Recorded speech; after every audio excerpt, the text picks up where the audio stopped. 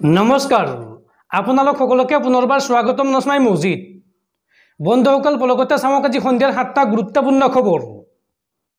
प्रथमটো खबर देशर कौटी कौटी যান বাহনৰ চালকলৈ ডাঙৰ खबर। কাইলৈৰ পৰা দেশত বলবৎ হ'ব ড্ৰাইভিং লাইসেন্সক লৈ নতুন নিয়ম। দেশত আহি আছে নতুন নিয়ম। কি নতুন নিয়ম ঘোষণা কৰিছে পথ পৰিবহণ আৰু ৰাষ্ট্ৰীয় ঘাইপথ মন্ত্ৰালয়ে চাওঁ আহক। ড্ৰাইভিং লাইসেন্সক লৈ দেশত আহি গ'ল নতুন নিয়ম। দেশৰ কৌটি কৌটি যান বাহনৰ গৰাকী আৰু চালকলৈ জৰুৰী খবৰ।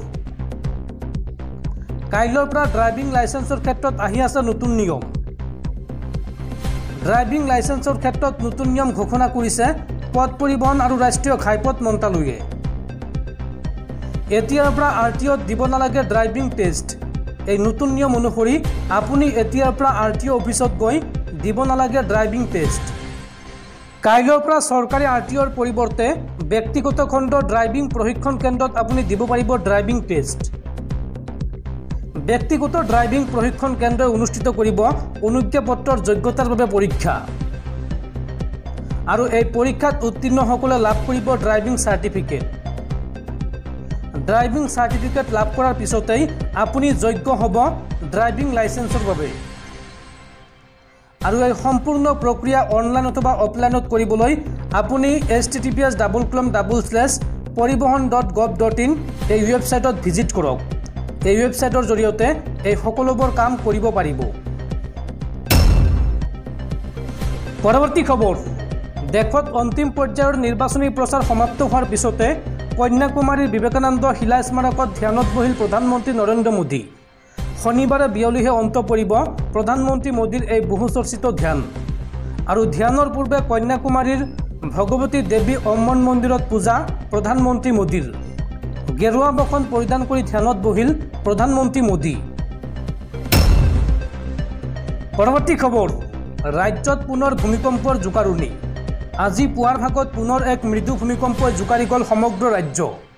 আজি পুৱা 7:50 অনুভূত হয় এই ভূমিকম্পৰ জোকাৰণি। আৰু ৰিক্টাৰ স্কেলত এই ভূমিকম্পৰ প্ৰাবল্য আছিল 4.4।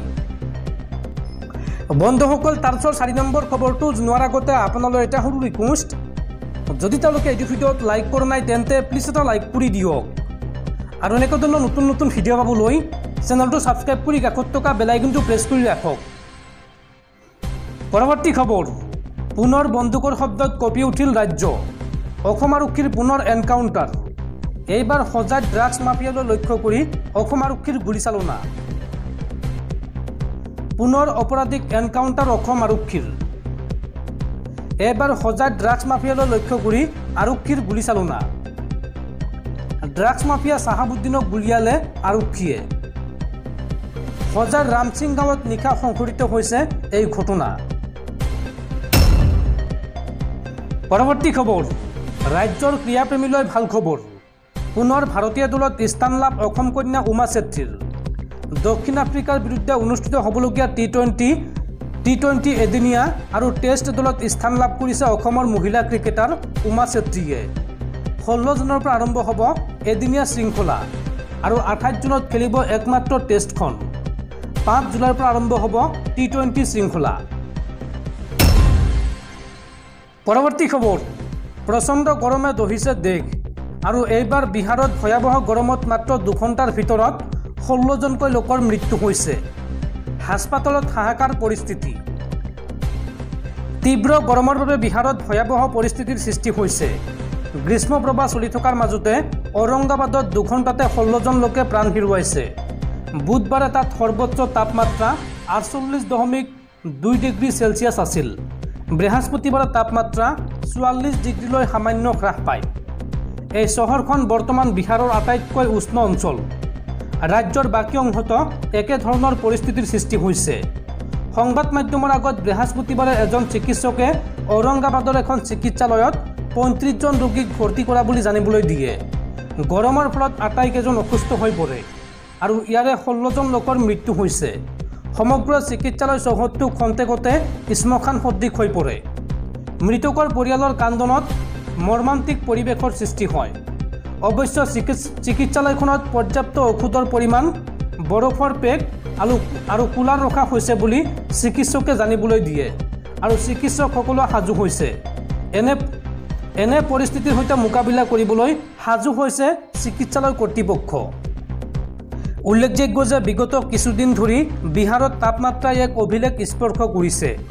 প্ৰশাসনে 8 জুনলৈকে সকলো চৰকাৰী বেচৰকাৰী বিদ্যালয়, কোচিং ইনষ্টিটিউট আৰু অংগনবাড়ী কেন্দ্ৰ বন্ধ কৰাৰ সিদ্ধান্ত গ্ৰহণ কৰিছে।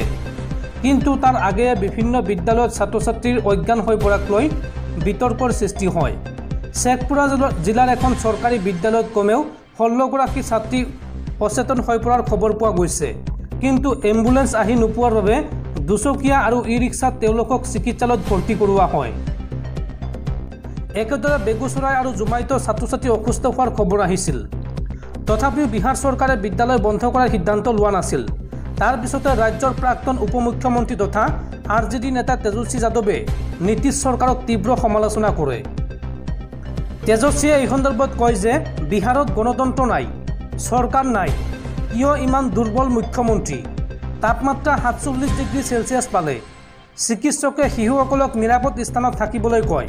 ইয়াৰ পিছতো স্কুল খোলা আছে। অৱশ্য সমালোচনা তীব্ৰতৰ হোৱাৰ লগে লগে বিহাৰৰ মুখ্যমন্ত্ৰীয়ে সকলো বিদ্যালয় বন্ধ কৰাৰ সিদ্ধান্ত লয়। কিন্তু তাৰ অলপ পিছতে কম সময়ৰ ভিতৰতে 16 জন লোকৰ মৃত্যুৰ ফলত ৰাজ্যত আতংক বিয়পি পৰে। পৰৱৰ্তী খবৰ, এইবাৰ আদালতত দোষী সাব্যস্ত হ'ল আমেৰিকাৰ প্ৰাক্তন ৰাষ্ট্ৰপতি ডনাল্ড ট্ৰাম্প। অহা 11 জুলাইত ঘোষণা কৰা হ'ব শাস্তি। ব্যৱসায়িক নথিপত্ৰত তথ্য লুকুৱাই ৰখাৰ গোচৰত দোষী সাব্যস্ত হৈছে আমেৰিকাৰ প্ৰাক্তন ৰাষ্ট্ৰপতি ডনাল্ড ট্ৰাম্প। স্থানীয় সময় অনুসৰি বৃহস্পতিবাৰে নিউয়ৰ্কৰ আদালতে এই ৰায় দিয়ে।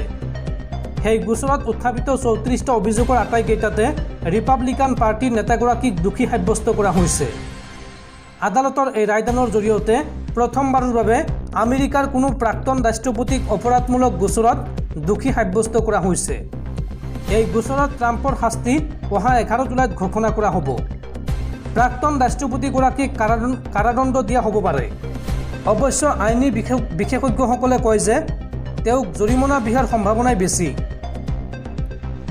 বৃহস্পতিবাৰে ৰায় ঘোষণা কৰাৰ পিছত আদালতৰ কক্ষৰ পৰা ওলাই অহাৰ পিছত সাংবাদিকৰ আগত ট্ৰাম্পে কয় যে এয়া তেওঁৰ বাবে অপমানজনক। তেওঁ ন্যায় নাপালে। আদালতৰ এই সিদ্ধান্তৰ বিৰুদ্ধে তেওঁ অন্তিম মুহূৰ্তলৈকে যুঁজিব। ট্ৰাম্পৰ এই বক্তব্যৰ পৰা বুজা গৈছে যে তেওঁ এই ৰায়ৰ বিৰুদ্ধে উচ্চ ন্যায়ালয়ত আবেদন কৰিব। কিন্তু ট্ৰাম্পৰ বিৰুদ্ধে এইটোৱেই একমাত্ৰ গোচৰ নহয়।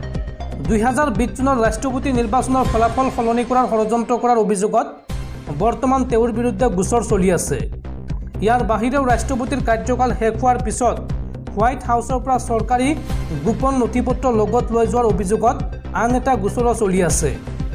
77 বছৰীয়া ট্ৰাম্পৰ বিৰুদ্ধে দাখিল কৰা গোচৰটোত অভিযোগ কৰা হৈছে যে 2006 চনত পৰ্ণ তাৰকা ষ্টৰ্মী ডেনিয়েলছৰ সৈতে তেওঁৰ যৌন সম্পৰ্ক আছিল। পিছলৈ 2016 চনৰ ৰাষ্ট্ৰপতি নিৰ্বাচনৰ পূৰ্বে ট্ৰাম্পে ষ্টৰ্মী ডেনিয়েলছক $1,30,000 উৎকোচ দিছিল যাতে তেওঁ এই বিষয়ে মুখ নুখুলে। এই ধন তেওঁক দিছিল ট্ৰাম্পৰ অধিবক্তা মাইকেল কোহনে। কিন্তু এই লেনদেনৰ সবিশেষ ব্যৱসায়িক নথিপত্ৰত লুকুৱাই ৰখা হৈছিল। অৱশ্য এই অভিযোগ ট্ৰাম্পে সদায় অস্বীকাৰ কৰি আহিছে। পৰৱৰ্তী খবৰ, অবৈধ অস্ত্ৰ আৰু ড্ৰাগছ সৰবৰাহৰ গোচৰত গ্ৰেপ্তাৰ কৰা হৈছে বিজেপি নেত্ৰীৰ এইগৰাকী পুত্ৰক। সামাজিক মাধ্যমত অবৈধ মাৰণাস্ত্ৰলৈ ফটো দিছিল বিজেপি নেত্ৰীৰ পুত্ৰই। আৰু এই সন্দৰ্ভত আৰক্ষীয়ে গ্ৰেপ্তাৰ কৰে হোজাই জিলা সংখ্যালঘু বৰ্ডৰ সভানেত্ৰী নীলিমা বেগমৰ পুত্ৰ ৰিয়াজ আহমেদক। পৰৱৰ্তী খবৰ, অৱশেষত দেশলৈ উভতিল যৌন কেলেংকাৰীত অভিযুক্ত দেশৰ প্ৰাক্তন প্ৰধানমন্ত্ৰী HD দেৱগৌড়াৰ নাতি তথা JDSৰ সাংসদ প্ৰজ্জ্বল ৰেভান্না। বিমানবন্দৰতে গ্ৰেপ্তাৰ কৰে আৰক্ষীয়ে। দেশৰ প্ৰাক্তন প্ৰধানমন্ত্ৰী HD দেৱগৌড়াৰ নাতি তথা JDSৰ নিলম্বিত সাংসদ প্ৰজ্জ্বল ৰেভান্নাই যৌন কেলেংকাৰী ঘটনা পোহৰলৈ অহাৰ লগে লগে কূটনৈতিক পাছপৰ্টৰ সহায়ত দেশ এৰি যায়। প্ৰায় এমাহৰ পিছত অৱশেষত জাৰ্মানীৰ বাৰ্লিনৰ পৰা ঘৰলৈ উভতি আহিল। বৃহস্পতিবাৰে মাজনিশা ভাৰতৰ মাটিত ভৰি দিয়াৰ লগে লগে ৰেভান্নাক গ্ৰেপ্তাৰ কৰা হয়। বাতৰি অনুসৰি যোৱা নিশা প্ৰায় 1:30 ৰেভান্নাৰ বিমানখনে বাংগালুৰু বিমানবন্দৰত অৱতৰণ কৰে আৰু বিমানখনৰ পৰা নামি অহাৰ লগে লগে বিমানবন্দৰত তেওঁক গ্ৰেপ্তাৰ কৰা হয়। তাৰ পৰাই প্ৰজ্বল ৰেভান্নাক বেংগালুৰুৰ CIDৰ কাৰ্যালয়লৈ লৈ যোৱা হয়। উল্লেখযোগ্য যে দ্বিতীয় পৰ্যায়ৰ লোকসভা নিৰ্বাচন শেষ হোৱাৰ পিছতেই হাছানৰ সাংসদগৰাকীয়ে দেশ এৰি পলায়ন কৰে আৰু ইয়াৰ পিছত তেওঁক লৈ বহু বিতৰ্কৰ সৃষ্টি হয়। দেশৰ বৈদেশিক পৰিক্ৰমা মন্ত্ৰালয়ে জনোৱা মতে ৰেভান্নাৰ কূটনৈতিক পাছপৰ্ট বাতিলৰ প্ৰক্ৰিয়াও আৰম্ভ হৈছে। যোৱা নিশা বাংগালুৰুৰ কেম্পেগৌড়া আন্তঃৰাষ্ট্ৰীয় বিমানবন্দৰত প্ৰজ্বলক মাস্ক পিন্ধা দেখা গৈছিল। ইফালে আৰক্ষীয়ে তেওঁক জিম্মাত লোৱাৰ পিছতে বাংগালুৰু CIDৰ কাৰ্যালয়ত নিৰাপত্তা ব্যৱস্থা অধিক শক্তিশালী কৰা হৈছে। ইপিনে বিমানবন্দৰত আন এটা পথৰে ৰেভান্নাক উলিয়াই নিয়া বুলি কোৱা হৈছে। আৰক্ষীৰ মতে ৰেভান্নাৰ সুৰক্ষাৰ বাবে সেয়া কৰা হৈছিল। আনহাতে বাংগালুৰু বিমানবন্দৰৰ পৰা বিশেষ তদন্তকাৰী দলে তেওঁৰ দুটা সুটকেছ জব্দ কৰিছে। ইয়াৰ পূৰ্বে JDSে যৌন কেলেংকাৰী গোচৰত প্ৰজ্বল ৰেভান্নাক কাৰণ দৰ্শোৱাৰ জাননী জাৰি কৰিছিল। লগতে তেওঁক দলৰ পৰা নিলম্বন কৰা হয়। মন কৰিবলগীয়া যে এইবাৰো JDSে হাছানৰ পৰা প্ৰজ্বলক প্ৰাৰ্থী হিচাপে মনোনীত কৰিছিল আৰু প্ৰধানমন্ত্ৰী মোদীয়ে নিজে ৰেভান্নাৰ হৈ নিৰ্বাচনী প্ৰচাৰ চলাইছিল। তাৰ মাজতে JDSৰ প্ৰাৰ্থীগৰাকীৰ যৌন কেলেংকাৰী ভিডিঅ' ফাদিল হয়। তেওঁৰ বিৰুদ্ধে কেইবাগৰাকী মহিলাক যৌন নিৰ্যাতন চলোৱাৰ অভিযোগ উঠিছে। কৰ্ণাটকৰ কংগ্ৰেছ চৰকাৰে প্ৰজ্বলৰ বিৰুদ্ধে এখন তদন্ত সমিতি গঠন কৰে। এই সকলোবোৰৰ মাজতে প্ৰজ্বলে দেশ এৰি জাৰ্মানীলৈ গুচি গৈছিল।